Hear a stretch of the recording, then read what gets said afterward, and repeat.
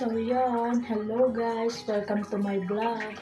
My name is Pretty Delos Reyes. So ngayon po is, samahan niyo po ako talakayin ang freshwater plants dahil ito ay maganda sa ating kalikasan. So yun guys, simulan na po natin.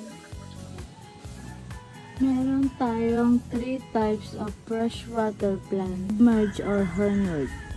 Ceratophyllum demersum, with the base of its stem buried in the bottom layer of the water body. Ang sunod naman po is duckweeds, floating aquatic green plants commonly found in lentic or slowly moving water bodies. Ang pangatlo naman po is water lilies. Water lilies are plants that grow in still or slowly moving water. They like ponds, streams, and the edge of lakes in tropical and mild areas. Bakit nga ba sila mahalaga? Mahalaga ang freshwater, tubig tabang, dahil ito ang pangunahing pinagkukuhanan ng malinis na tubig na kinakailangan ng mga tao, hayop at halaman para mabuhay. Ang freshwater ecosystems tulad ng ilog, lawa at wetlands ay tirahan ng maraming uri ng hayop at halaman. Pinapanatili nito ang balanse ng kalikasan at nagbibigay ng pagkain at oxygen sa mga organismo. Kung beginner ka, subukan mo naman ang Java moss. Ang Java moss, Taxiphyllum barbieri, ay isang uri ng freshwater plant na kilala at ginagamit sa mga aquarium. Isa itong uri ng moss na may maliit na dahon at malambot na texture na madalas tinatanim o iniiwan na nakalutang sa tubig. Narito ang mga mahalagang impormasyon tungkol sa Java moss.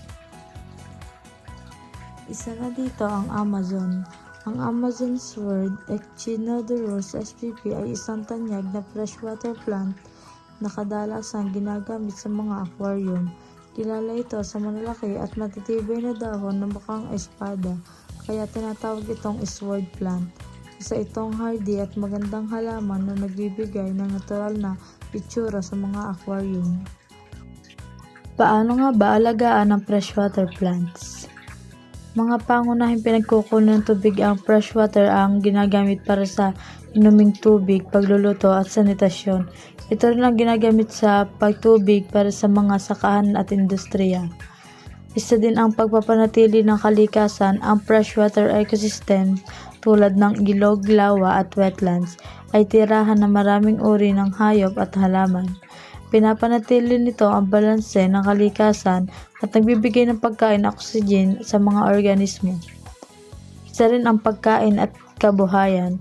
Napakalaga ng freshwater sa pangingisda at aquaculture na nagbibigay ng pagkain at kabuhayan sa milyon-milyong tao. Ang mga taniman ay umaasa sa freshwater para sa irigasyon ng mga pananim. So guys, kung may natutunan po kayo sa vlog ko, don't forget to like and subscribe sa YouTube channel ko at i-comment nyo lang din kung anong gusto nyo.